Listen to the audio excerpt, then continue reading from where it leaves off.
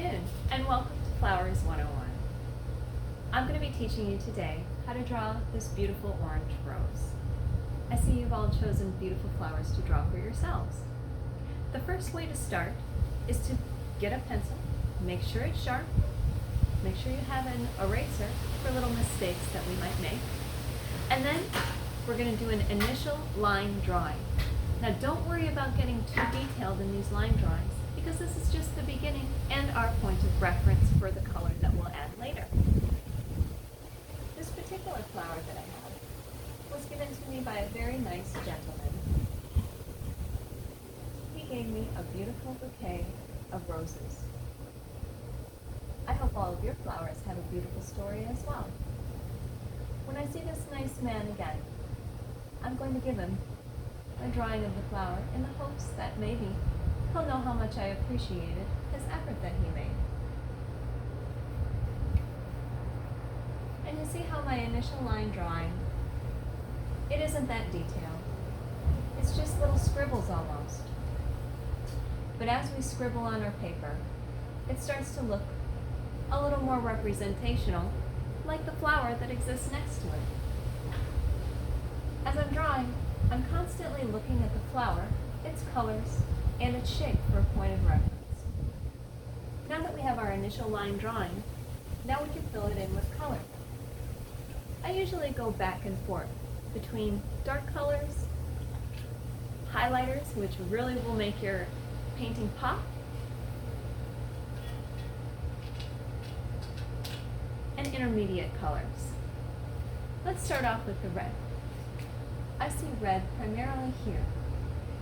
So then, corresponding to it, I'm going to draw it where I see it on the flower itself.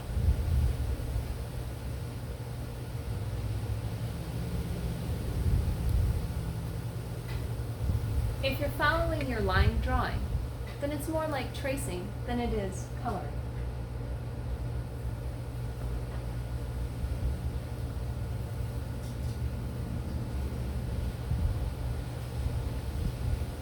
When you go back and forth with colors of different shades and different brightnesses, you can begin to see that drawing really become three-dimensional.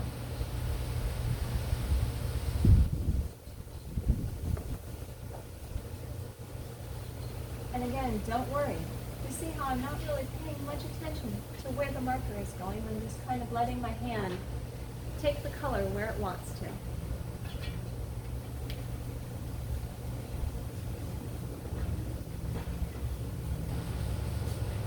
And then as we continue, our flower is going to become more and more vivid and more complete.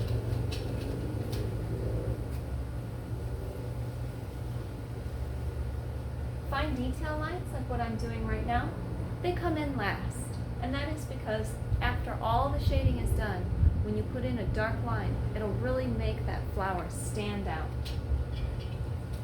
And the same with the stem. I'm going to choose 3 different green colors to accent the stem, and then go in later with a little darker color to make it pop.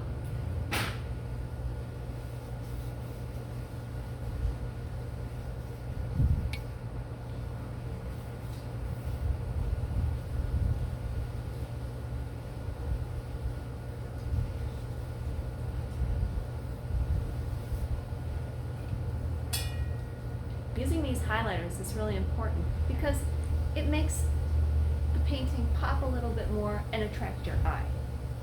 But make sure you don't get overpowering with them. Sometimes little sudden touches are the best.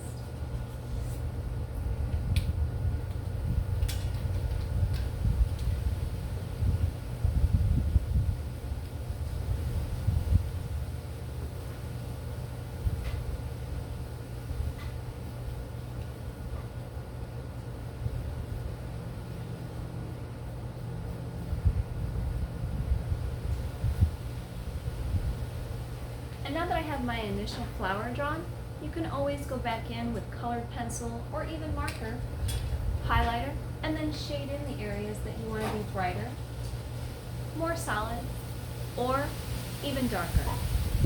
Thank you so much for joining my class. I hope to see you soon, and if you have any questions, please feel free to either email me or send me videos of your flowers that you've done. Thank you so much and have a beautiful day.